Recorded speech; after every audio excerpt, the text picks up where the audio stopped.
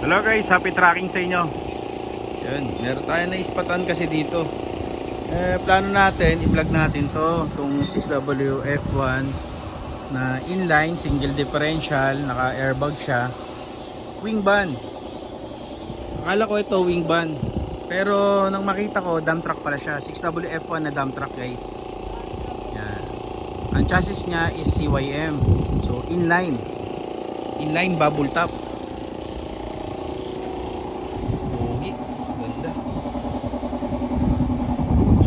Alam ko ano yung status nito, kung sold ba o hindi. Yan o. Pero mukhang may job order na. Anyway, tuloy pa rin natin kahit kung sold na siya. Palaka. Palaka po.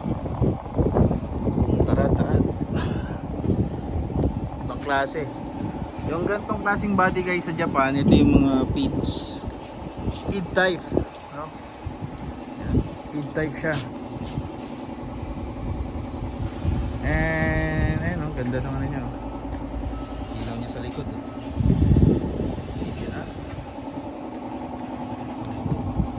Pero dito, ito yung F1 na inline.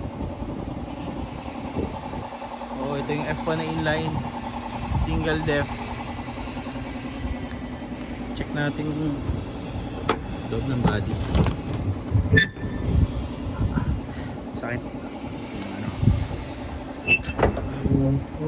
Steel flooring.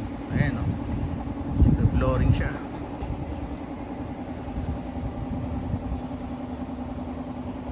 Oh.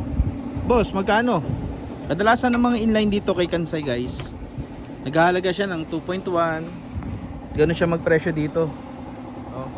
Napakadalang na lang kung makakabili ka sa kanya ng mga 1.8. Dahil na inline. Airbag. As is pa yan guys. So, alam nyo guys, napakadalang din na bibihira lang sa isang dealer din nagbebenta ng inline dahil nga alam nila mataas ang presyo sa Japan talaga.